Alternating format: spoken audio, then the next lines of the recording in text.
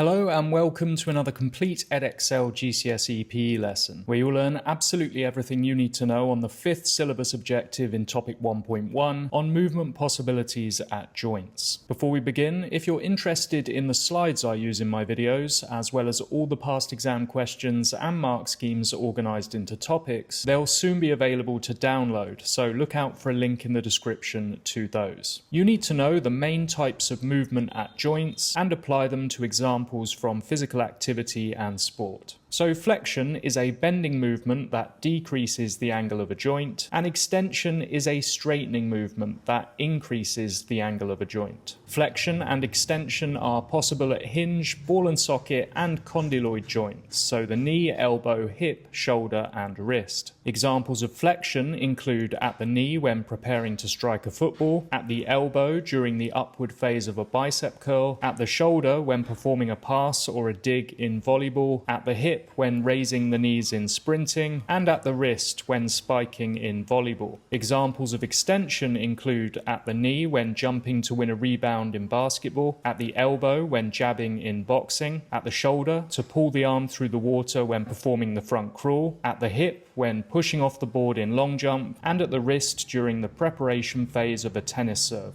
Adduction moves a limb towards the midline of the body, and abduction moves a limb away from the midline of the body. Adduction and abduction are possible at ball and socket and condyloid joints, so the hip, shoulder, and wrist. Examples of adduction include at the hip when passing with the instep in football, at the shoulder during the upward phase of a press-up, and returning the wrist to a neutral position after a tennis stroke. Examples of abduction include at the hip when performing a split in gymnastics, at the shoulder to raise the arm to the side when making a save in football, and at the wrist in the downward phase of a golf swing. Rotation is a twisting movement around a single axis or pivot point. Rotation is possible at ball and socket and pivot joints, so the hip, shoulder, and neck. Examples of rotation include at the hip in the front leg during the follow-through of a golf swing, at the shoulder when performing a topspin serve in tennis, and at the neck when turning the head to check for opponents in team sports like hockey or netball.